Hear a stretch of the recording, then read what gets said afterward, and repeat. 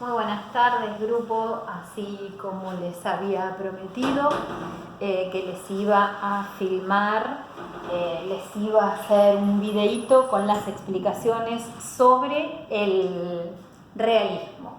Bueno, acaba de salir el sol, así que veo que se refleja ahí, se va a complicar un poquito hasta que se vuelva a nublar. Me tardé en hacerlo porque no es mi especialidad, la forma de comunicarme no es esta, es como estamos acostumbrados todos, entonces es todo un aprendizaje también para uno.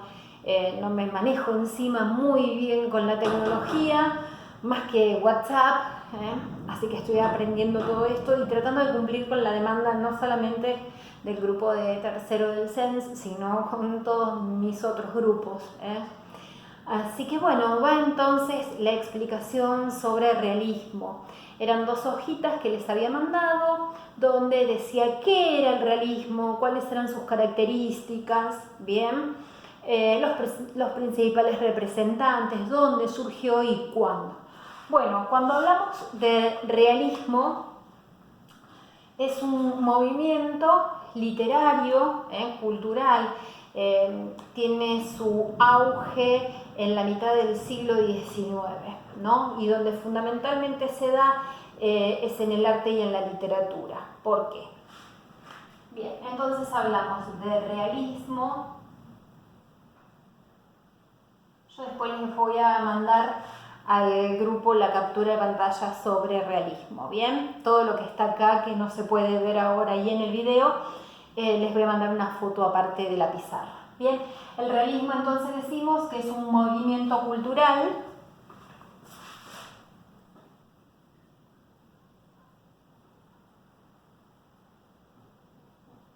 literario, fundamentalmente,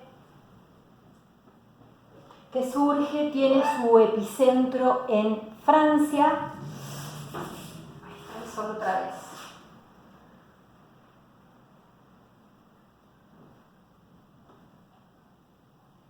Surge en Francia, mediados del siglo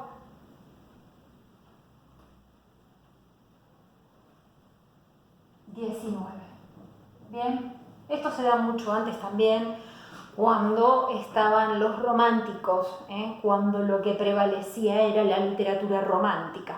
Bueno, ¿y cuáles son los preceptos de la literatura romántica? Bueno, el yo individual, ese amor, esa persona que es incomprendida, cuyo mundo no lo entiende, el amor por la naturaleza, ¿bien?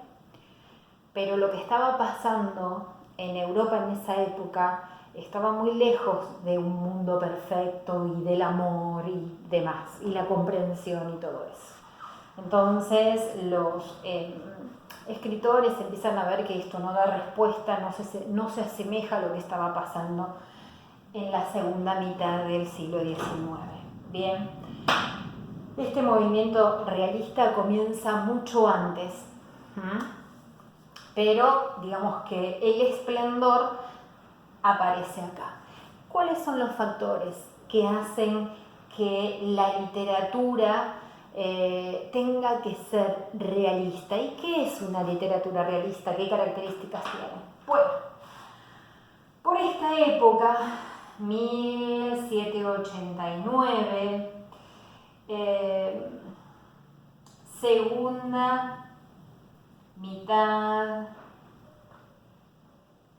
segunda mitad del siglo XVIII, surgen 2 acontecimientos y esto se da hasta 1820, 40. Nunca es una fecha determinada, un movimiento nunca termina en 1000, no, se ponen fechas estimativas, ¿bien? Porque el corte, el dejar de hacer una literatura para comenzar con otra, eso se va dando paulatinamente, ¿está?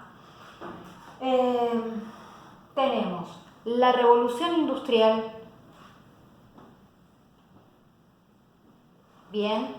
Y la Revolución Francesa. Bien, la revolución industrial es la aparición de grandes fábricas, muchos inventos, y la revolución francesa es el basta a la nobleza, decirle basta de impuestos y de pagar y de vivir trabajando para el bienestar de unos pocos. Entonces acá estudiantes y campesinos se rebelan contra la monarquía. Bien, la segunda mitad del siglo XVIII, hasta 1820, 1840, se produce todo el proceso de la revolución industrial. Grandes inventos requieren entonces de fábricas. ¿Y estas fábricas dónde se van a asentar? Bueno, van a aparecer en las grandes ciudades. ¿Quiénes van a trabajar en esas fábricas? Porque en las grandes ciudades tampoco es que había tanta cantidad de gente.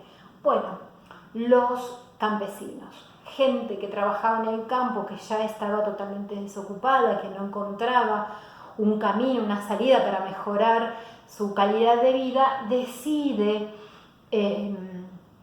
irse a la ciudad con su familia y probar suerte allí. Bueno, ¿qué pasa? No todo es color de rosa.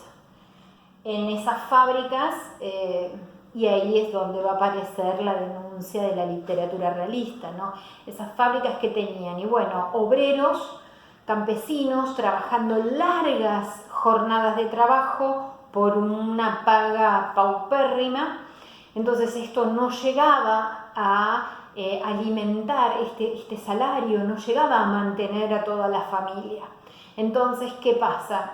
Salen a trabajar la esposa y los niños. Y acá es donde aparece la explotación infantil, ¿bien? Y todo el tema de la baja paga, las bajas condiciones, estaba siempre en inferioridad de condiciones el trabajo de la mujer, por lo tanto menos pagó todavía, y así una serie de injusticias que estaba oprimiendo a la sociedad y que la única forma de manifestarlo y de encontrar un desahogo es a través de la literatura. Los escritores van a ser grandes, van a ocupar un gran papel dentro de esta época, porque van a ser ellos quienes van a mostrar a través de la literatura qué es lo que estaba pasando en la sociedad. En esta sociedad que ya se jactaba de los grandes inventos y del avance, pero bueno, lo que estaban haciendo con la mano de obra era terrible, ¿no? La explotación infantil de los niños y demás. Bueno, eso es principalmente, a grandes rasgos. Yo envié un video que está muy bien explicado, muy lindo, me pareció que estaba muy bueno. Lo envié para que lo vieran y entendieran un poco lo que es el movimiento realista. Bien. Bueno, ¿y qué es una literatura realista? Una literatura realista es aquella que el lector cuando lo lee se siente identificado, o los personajes, los lugares, las situaciones que plantean son verosímiles. Acá aparece una palabra que la van a sentir nombrar, la verosimilitud. Bien. Es una palabra muy importante dentro de la literatura realista. ¿Qué es la verosimilitud? La credibilidad. Es decir, cuando yo leo un relato realista, lo creo. Bien, ¿y de qué manera hago que estos relatos sean creíbles al lector? A través de la descripción. Bien, no queda otra. Es a través de este método. Bueno, y entonces si tengo que describir un personaje, describir un lugar, describir una situación, la poesía no va a ser precisamente el género que vayan a adoptar los realistas. El género por excelencia del realismo es precisamente la novela. La novela es un un formato extenso en el cual se puede trabajar a los personajes, describirlos. Por eso que estaba en la segunda copia que decía el personaje, de qué manera se los aborda psicológicamente, se los aborda socialmente, es decir, cómo se comporta frente a la gente, cómo se comporta él humanamente, como especie, ¿bien? Y eso